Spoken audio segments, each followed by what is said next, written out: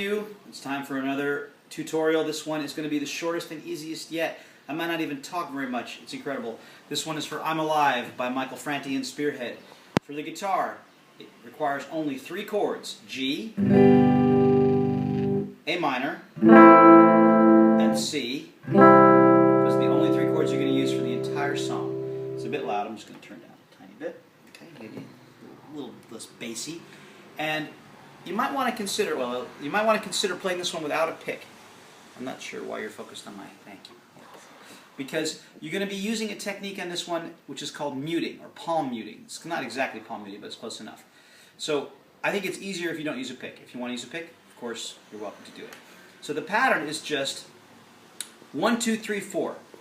Down, up, down, up. So it's going to sound like, it's going to look like this.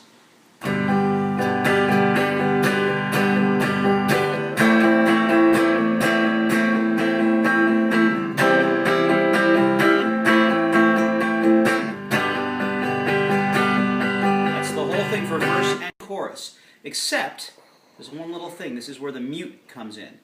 On every, if you count it, 1, 2, 3, 4.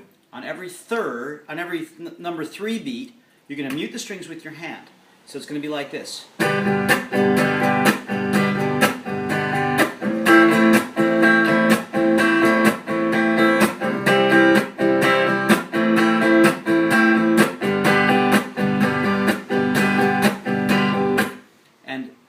If I do it slow, it's down, up, down, up, down, up. 1, 2, 3, 4, 2, 3, 4, 2, 3, 4, 2, 3.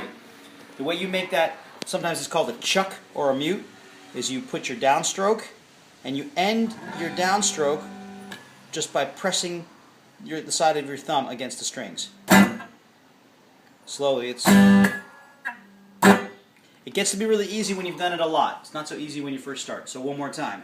1, 2, 3, 4. 1, 2, 3, 4. 1, 2, 3, 4. Everybody wants me to be what they want me to be, except you. All I want to do is be with you. That's it. That's the whole song. That's the verse, that's the chorus, that's the bridge, that's everything. Okay, time for the bass. The guitar chords in this song are G, A minor, C, A minor, G. So you'd think that the bass notes should be G, A, C, A, G. And that can work.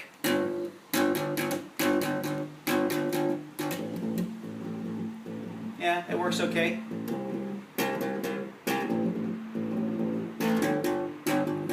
But it actually works if you switch the C and the A. It goes better with the vocal and just is more interesting. So the easy way to play bass in this song would be G, G, just get some rhythm in there, C, A, C, G. Okay? By the way, excuse my technique. I never figured out this finger thing, so I'll use my thumb. But there's a way that's better, sounds better, it's easier, and gives you something that's closer to the actual song. In fact, I think this is how the actual song does it. Which is, rather than playing your G here, play it up here, 5th fret of the D string.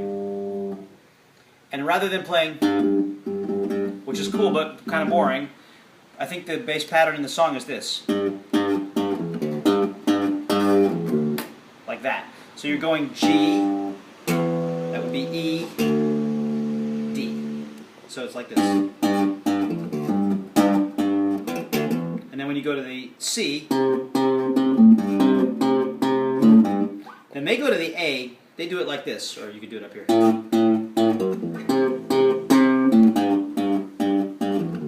I don't like the way this sounds. This doesn't sound right with the song. So I think it's actually better to play it like this, which is just rather than going, just go like this. So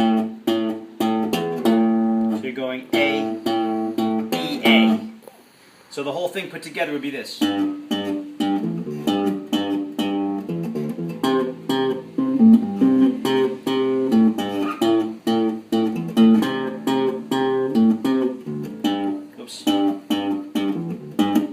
I think that's the pattern in the song. I think that's the pattern that's going to work well.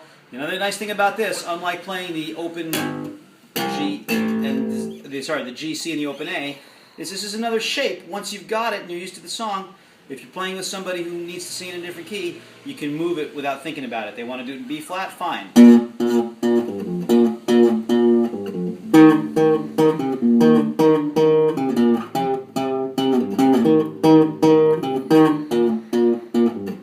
Someday I will learn how to actually play bass with my two fingers. Can't do it. It's too hard for me. Anyway, that's it. That's bass. That's the guitar. So easy. See you on Wednesday. The one thing I'll put out to you is a song like this, especially when you're chucking or muting the strings, it's good to play with bar chords. And I know none of you guitarists really feel comfortable with bar chords yet, or power chords, but we're going to get there. I'm just going to show this to you. If you did it with bar chords, you do it like this. Watch my hand there. G, instead of, you do it this way. A minor, instead of this. And C. Now, there's two reasons why you would do this with bar chords if you can. One is, you can also, instead of making a chuck, you can just lightly take your fingers off the chord and it'll do the same thing. So it'll be like this. So I'm just loosening my fingers. I'm not muting with my right hand anymore. See, my right hand is normal. Go to my right hand. See? I'm not using my thumb anymore. It's called left hand muting. I'm just taking my fingers, taking the pressure off the strings to deaden them.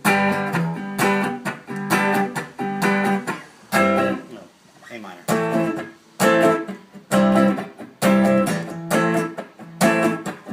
This is how a lot of reggae is played, so you want to learn this someday.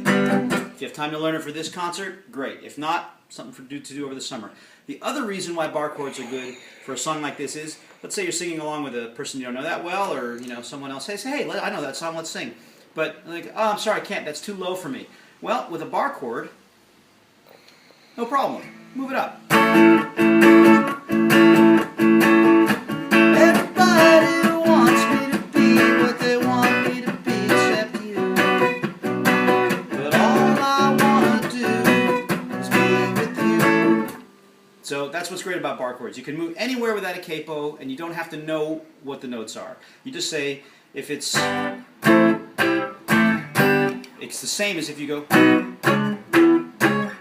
Got it? So learn bar chords this summer, later. Don't worry about it.